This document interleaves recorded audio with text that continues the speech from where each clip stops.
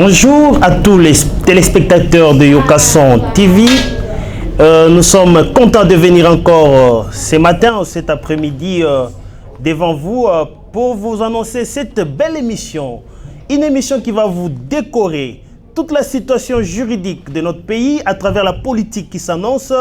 Étant donné que nous sommes dans un pays où le peuple congolais est attaché maintenant à la politique, les yeux du peuple congolais est ouvert maintenant vers la politique, afin que la situation du Congolais puisse changer. Toutes les questions juridiques seront débattues, seront éclairées à travers les avocats, à travers des juristes bien identifiés et aguerris pour nous donner des éclaircissements sur la situation juridique de toutes les actions de politique qui sont menées dans notre pays. Je ne suis pas seul sur ce plateau, vous me voyez accompagné d'un homme aguerri. Aujourd'hui, je reçois pour vous Maître Dieudonné Ngala Mouloumé. Sois le bienvenu parmi nous. Merci beaucoup. Aujourd'hui, Yokason vous reçoit. Au micro, c'est votre serviteur, M. Jean-Blaise Chitenge, qui anime cette émission pour vous, afin d'éclairer la lanterne de l'opinion publique et l'opinion nationale et internationale. Maître Dieudonné Ngala Mouloumé, vous êtes avocat au barreau de Kinshasa, Matete, cadre de l'UDPS et un proche collaborateur du secrétaire général de l'UDPS. Nous citons Messieurs Augustin Kabouya. Comment ça se passe à l'UDPS? Très bien, en tout cas tout se passe bien. L'UDPS vient donc de remporter la victoire par les consultations qui ont été initiées. Voilà. Bien sûr à travers la hiérarchie qui matin, midi, soir se bat pour soutenir la vision du président de la République. Oui, vous ne pouvez que dire ça étant donné que vous êtes le proche collaborateur du secrétaire général qui, ces derniers temps, il a mis la barre très haute. Exactement. Nous avons constaté qu'il y a maintenant la liberté d'expression. Il est tellement libre qu'il s'exprime avec beaucoup d'énergie et de consolidation interne et externe, étant donné que l'union sacrée est là. Après la victoire, voilà. Effectivement, il faut célébrer. Voilà. Et surtout, si on a été au four et au moulin, comme le secrétaire général du DPS, voilà. Évidemment avec le président Aïe, voilà. Eh bien, on ne peut que se réjouir. Merci, Maître Dieudonné Ngala Mouloumé. Vous êtes sur Yokason TV, votre chaîne, la chaîne de la base. Nous le disons ainsi parce que ici, nous allons dire tout. Nous allons dire tout ce que les autres disent tout bas. Yokason TV, soyez branchés, vous ne serez pas dessus. Nous allons parler de 3 questions. Nous avons 3 questions avec nous et nous débutons avec une question qui est pendante aux lèvres. La mort de l'ambassadeur de l'Italie en RDC. Catastrophe juridique ou incident diplomatique ou problème social, économique lié à son déplacement. Nous avons constaté qu'il y a eu des soulèvements, des prises de parole de part et d'autre. Tout le monde a voulu déclarer et dire quelque chose.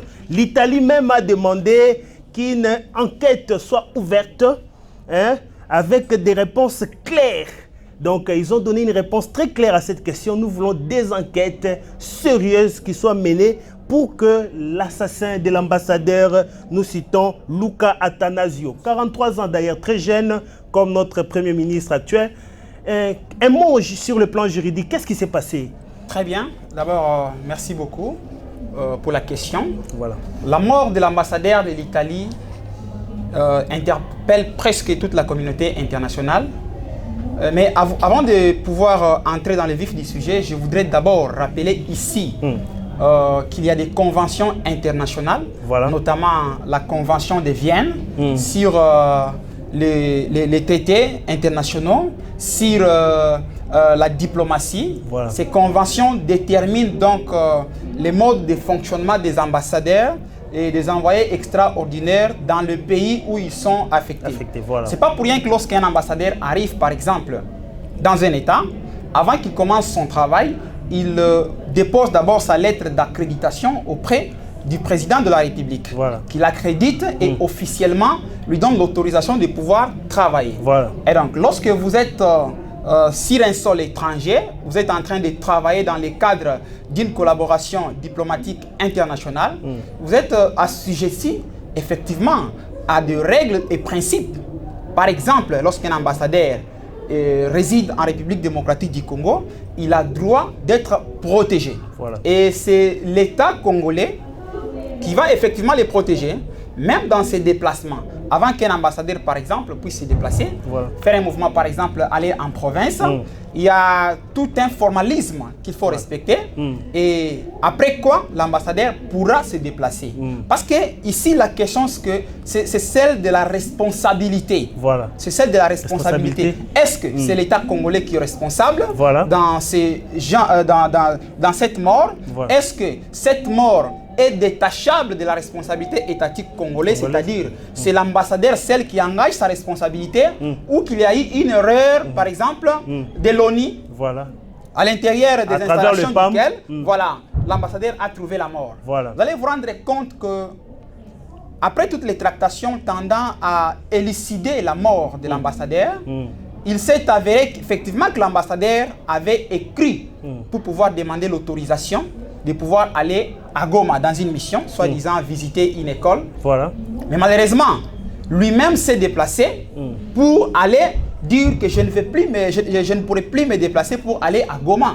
Et donc, il fallait qu'il puisse le faire par écrit. Donc, il s'est rétracté de cette demande. Mais malheureusement, ça n'a pas été fait. Et curieusement, l'ambassadeur s'est déplacé dans un jet privé de la MONUSCO. Vous savez que la MONUSCO a un statut spécial. Et que lorsque, par exemple, les avions, les voitures de la MONUSCO se déplacent, donc il y a en vertu des conventions internationales, on ne peut pas faire les fouiller ou essayer de contrôler pour savoir qui sont à l'intérieur, qui voyagent effectivement. Malheureusement, ça n'a pas été le cas. Curieusement, on apprendra que l'ambassadeur se trouve dans le lieu où il a été tué.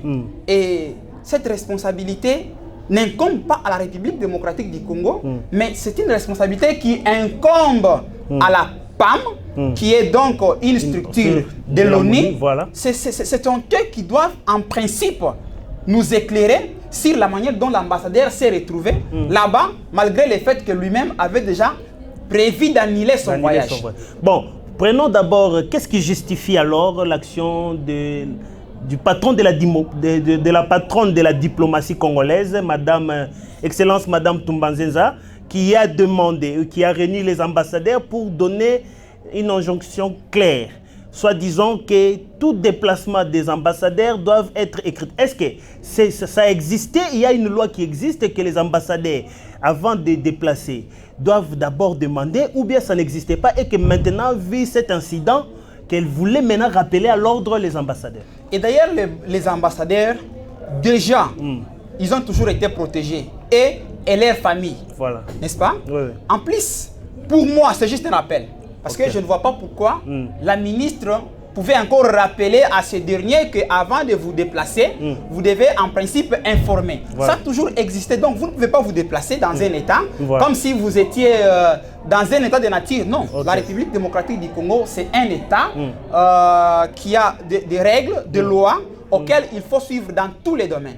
Et donc, selon la Convention de Vienne, quand un ambassadeur se trouve dans un État X, Y, avant de s'y rendre dans des provinces, il doit en principe informer les chefs de la diplomatie avec ampliation, bien sûr, au chef de la sécurité, ainsi donc dans les cas sous examen, le ministre de l'Intérieur, qui va à son tour instruire au gouverneur de province, parce que c'est lui l'autorité des tutelles, afin d'assurer la sécurité du diplomate.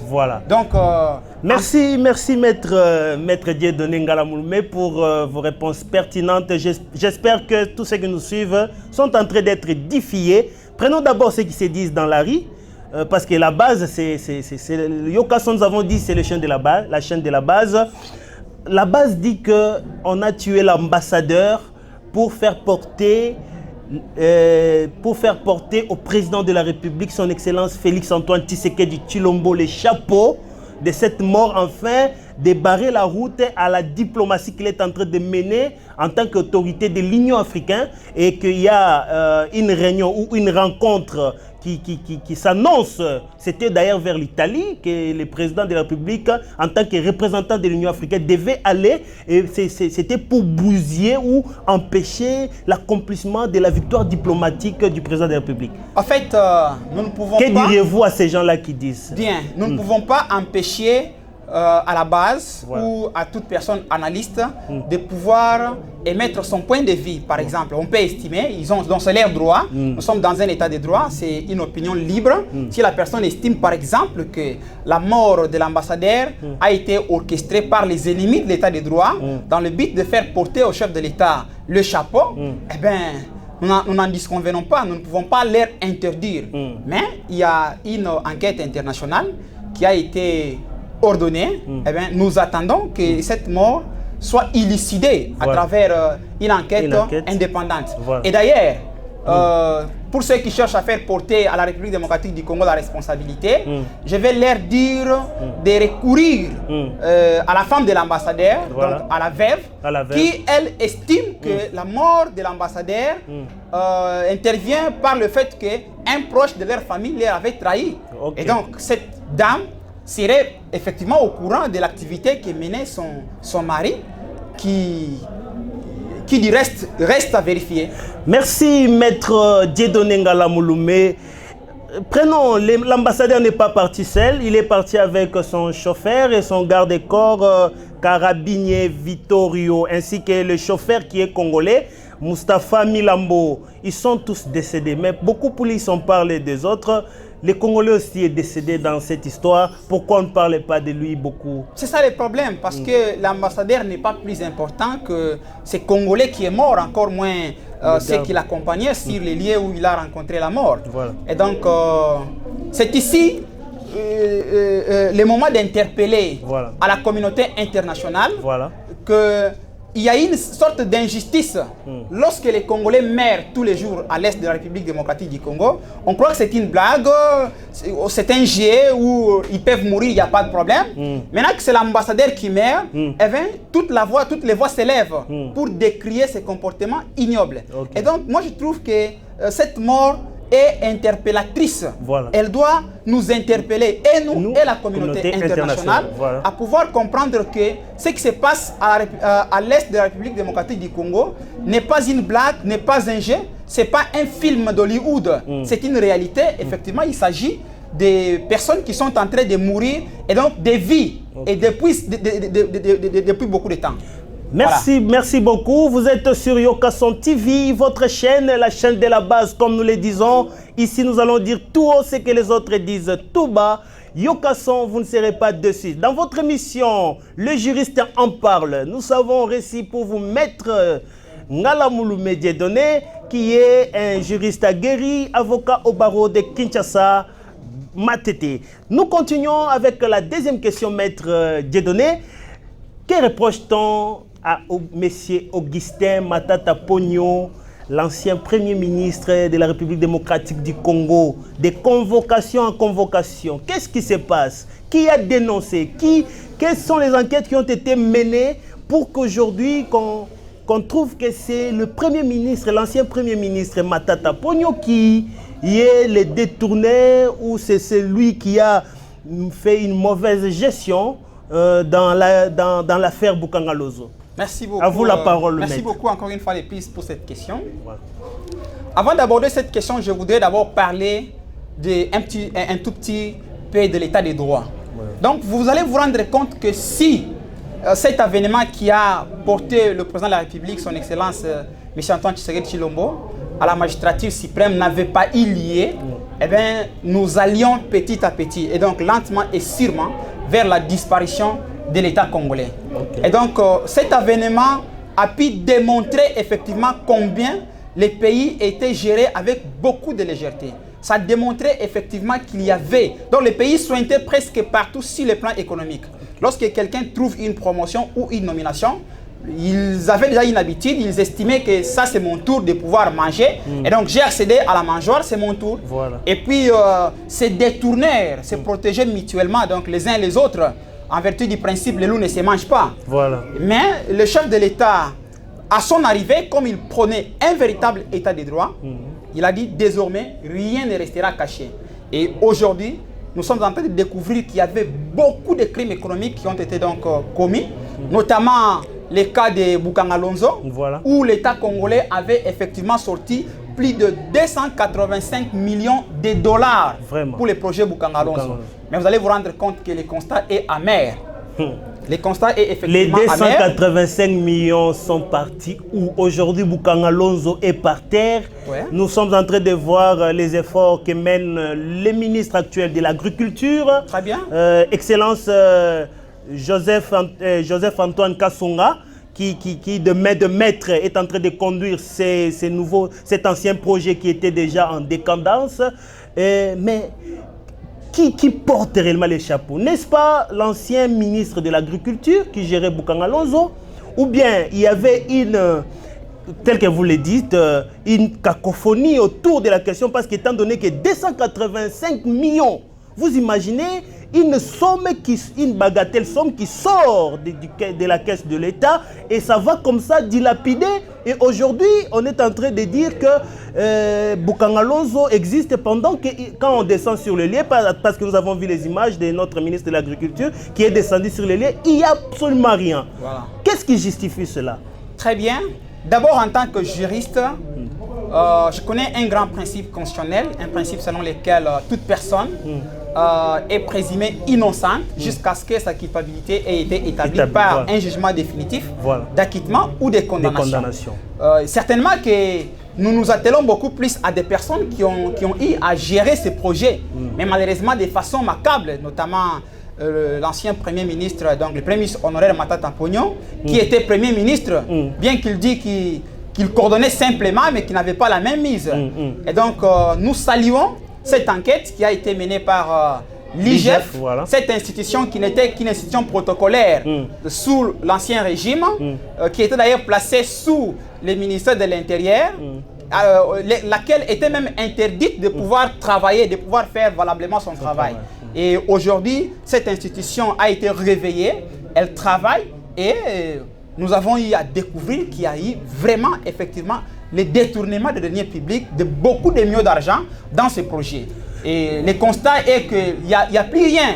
Même les engins qui ont concouru à la matérialisation de ces projets ont été amèrement volés. Disparus dans la nature. Il n'y a absolument rien du tout.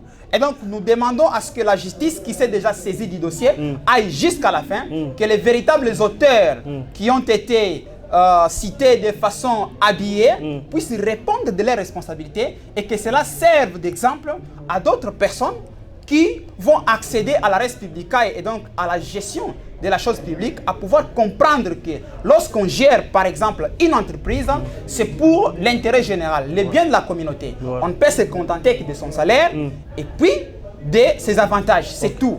Pas détourner les biens de l'État et donc ça doit servir d'exemple.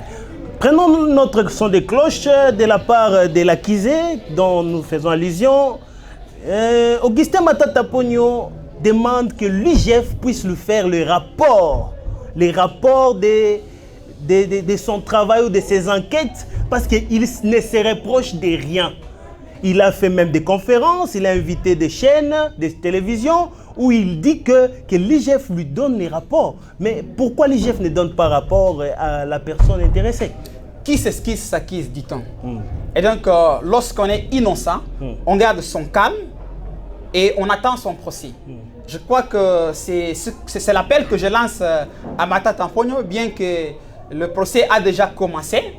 Je crois qu'il doit être calme. Ce n'est pas de la mission de l'IGF, après avoir fait l'enquête, d'envoyer les rapports à des personnes présumées auteurs des détournements. Et donc, l'ancien Premier ministre, le Premier ministre honoraire, doit garder son sang-froid. Le procès est là. C'est au cours de ce procès que nous allons voir s'il est effectivement innocent ou il est responsable de tout ce qui a eu lié dans ces projets. Merci bien. Nous sommes en train d'atterrir lentement mais sûrement dans notre émission Les juristes en parlent. Vous êtes branchés sur Yokason TV, votre chaîne. Tous les juristes, soyez branchés et vous serez ici pour nous dire ce que vous connaissez du droit par rapport à la situation politique de notre pays. Prenons la troisième question. Kalev Moutonde doit se présenter devant le chef de l'État. Ce qu'il a dit dans une conférence de presse et non devant la justice. Il est super homme, il est, je ne sais pas, il s'est mis dans la peau d'être qui? Parce qu'il dit que lui ne peut que se présenter devant le chef de l'État et non devant les juridictions congolaises. Maître Dieudonné, vous avez la parole. Très bien, merci beaucoup. Lorsque M. Kalev dit ne pas pouvoir répondre à l'appel de la justice pour élucider autour des infractions qui lui sont reprochées, moi je m'insurge contre cela parce que M. Kalev Moutonde a été responsable d'une grande institution qui a été présumée avoir fait souffrir les Congolais. Voilà. Et les Congolais qui ont été lésés du fait de sa mauvaise gestion ont le droit de porter atteinte afin qu'ils puissent répondre. Il dit qu'il ne peut pas répondre devant les cours et tribunaux, mais seulement devant le président de la République. Ça n'a aucun sens. Vraiment. En tout cas, ça n'a aucun sens. S'il a commis l'infraction, il doit effectivement répondre. Voilà. Il ne peut pas s'échapper. Attention, il y a ce qu'on appelle l'ordre et la décision. Okay. Un ordre, c'est un acte matériel qui nécessite l'exécution ou pas. Voilà. Alors qu'une décision, par exemple, ça produit des effets juridiques, ça s'exécute automatiquement. Okay. Lorsque, par exemple, il dit qu'il a commis peut-être ses bavures sous l'ordre, par exemple, d'une quelconque hiérarchie. Voilà. Mais il doit engager sa responsabilité. Parce que la Constitution dit nul n'est tenu d'exécuter un ordre manifestement illégal. Et donc, il appartient bien sûr à celui qui invoque cela à démontrer l'illégalité de l'acte. Okay. Et donc, si l'acte était illégal, M. Kalev doit répondre de cet acte-là parce qu'il n'était pas tenu d'exécuter ces ordres qui étaient illégaux. Mais je ne voudrais pas aussi laisser les téléspectateurs dans la confusion. Voilà. Je voudrais ici faire la différence entre un ordre et une décision. Par exemple, lorsqu'un gouverneur, lorsqu'un ministre, par exemple, prend une décision, cette décision produit ce qu'on appelle les effets juridiques. Elles sont exécutées sur base du principe du préalable et d'exécution d'office. Voilà. Et donc, ce qui fait que la personne contre laquelle cette décision a été prise a le droit, par exemple, de recourir auprès de la personne auteure de la décision en recours hiérarchique ou aller en justice pour excès de pouvoir. Voilà. Mais ici, un ordre, lorsqu'il est illégal, vous n'allez pas répondre. Et donc, lorsque vous avez répondu à un ordre illégal, vous engagez votre responsabilité. Et donc, M. Kalev ne peut pas se justifier sur base de cela. Non, il doit aller répondre. Au cas contraire, la justice va poser des actes en l'arrêtant par force et puis en les jugeant par force. Voilà. Merci Maître Dieudonné, vous avez été très pertinent cet après-midi pour nos téléspectateurs.